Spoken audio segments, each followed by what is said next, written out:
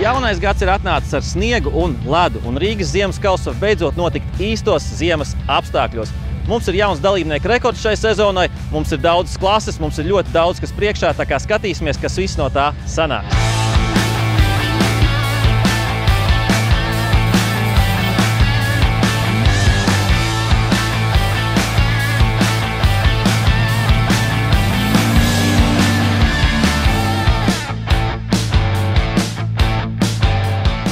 Parasti mēs tev redzam vasarā driftā, šoreiz es atbraucu uz ziemas kausu. Kā tu tā izdomāji? Jā, es jau 3 reizes mēģināju, cik šis 3. posms, bet visu laiku sanāca kaut kāds cits lietas darīt iepriekšējā vakarā, tāpēc beidzot saņēmos. No rīta pamodos, atbraucu un gribēju pamēģināt kaut ko jaunu. Perfekti šodien. Beidzot tas, kas man patīk, kas manai mašīnai patīk, ir sniegs. Tā ziema ir, jo asfalts galīgi nav ne man, ne tai mašīnai paredzēts. Tā kā šodien, ideāli. Jāni, pēdējos gados parasti tu esi trases malā kā mentors, komandas vadītājs, skolotājs, bet šodien tu izdomāji pats uzbraukt. Kā tā? Mašīna stāvēja tepat boksā. Man čaļi brauc ar to mašīnu, ar ko mēs esam sagatavojuši. Tiešām ziemas kausam kā vajag. Šis man bija tas, ar ko es vasarā superlabi ik pa laikam uzbraucu. Protams, tur viss ir kā vasarā, izņemot ziemas riepas. Bet, mašīna bija, es domāju, ko es tur iepriekšējo reizi nostāvēju nosalu, vismaz pakustēties kaut ko. Man īstenībā laikam, es nezinu, varbūt pirmais ziemas kauss dzīvē, varbūt pat.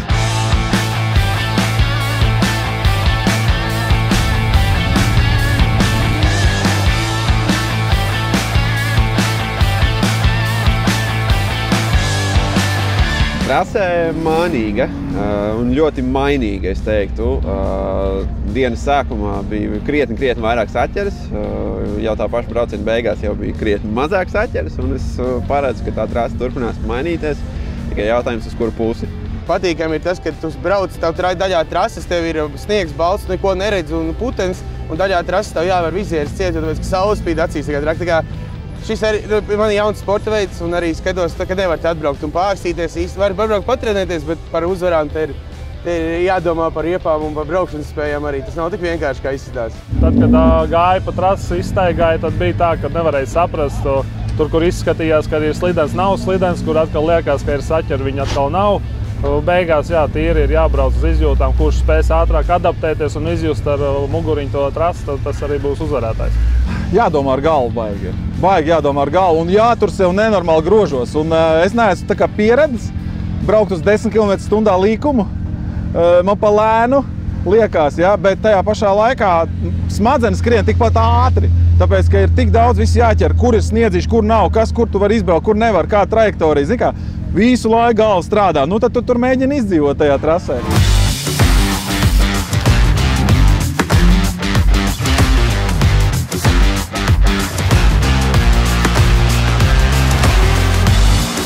Armand, tu tik tāds maziņš ar tik lielu mašīnu. Kā tev iet šodien trasē?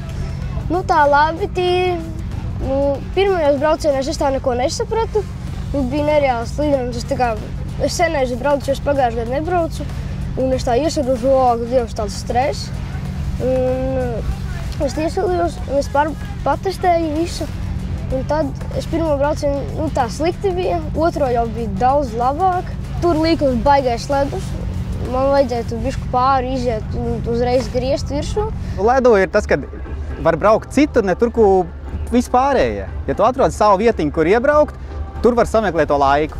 Ja tu brauks, kur vispārējie, tad viss sabrauks vienādi, bet var atrast to laiku ne tur, kur vispārējie. Zini kā, tur sausajā asfaltā bišķiņa agresivitātei jābūt lielākai, bet šeit atkal ir tieši otrādi jāmēģina ar vēsu prātu, kā teikt, izripināt tos līkumus un nenotriekt kādu roteru un nedabūt sodu sekundes. Un ja stabilitāte ir, tad jau arī rezultāts pats par sevi. Foršākais ir tas, ka diena jau vēl turpinās. Tu jau tikai no rīta atbrauc, kamēr tev mājās ģimene guļ, tu ātri pabraukājies un cik mums tagad 12, un mēs varam turpināt dienu vai arī braukt vēl pārējās pasaules.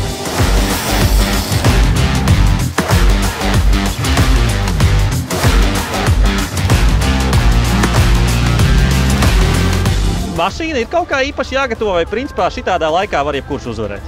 Šitādā laikā, numur 1, es domāju, kā visi jau to zina, tās ir riepas. Riepas vajag vienkārši parasts, ielas riepas, tikai droši vien jauns. Bet mašīnai, nebūs nekā. Man ir pilnīgi standarta mašīna, nav nekā, tur ir tikai savēts kārtībā bremzes, piekar un Tas arī viss un jābrauc vienkārši. Galvenais ziemā ir trenēšanās. Vasarā varbūt ir vasaras tās asfalta sacensībā, ir uz to mašīnu vairāk, bet ziemā būs tiešām uz braukšanu tikai. Nevajag paši jaudīgāko. Šeit jauda, es teiktu, ir ļoti mazs faktors. Viņš ir faktors loģiski, bet nav tāds kā autošosejā. Kas ir primārais? Saķeri pilnīgi noteikti. Ja nebūtu aizņēmies riepas, būtu viss slikti, pavisam noteikti. Te ir svarīgākais ir riepa izvēle, kā vienmēr. Jā, viennozīmīgi riepa izvēle šeit ir ļoti noteicošs faktors. Protams, mašīnai ir jābūt arī nedaudz ģeometrijai, riteņu saregulētai, kadenai jābūt tur pareizākai, lai viņas turētos, bet jebkurā gadījumā jauda šeit nav vajadzīga. Var braukt ar ielas mašīnām un kaifot legāli, kā teikt.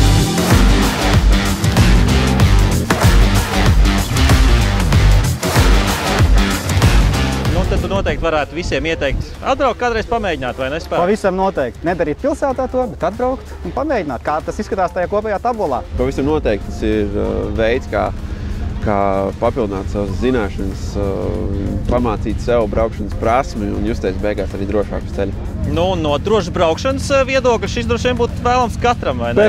Perfekti. Ideāli. Es visiem iesaku vispār. Un brauciet nevis ar domu uzvarēt, izņemot tos, kas tiešām brauc pa priekšu. Bet brauciet, vienkārši pavadīt labi laiku un vienkārši iemācīties savu automobīlu. Te ir ļoti labi. Te ir nobraukts asfalts, slapjš asfalts, uzsals asfalts, ledus, sniegs, vairāk sniega, mazāk. Viss te ir. Viss ir. Ja jūs varat normāli izbraukt bez kļūdām to trasi, es teiktu, ka es ar jums esmu gatavs piedalīties satiksmē.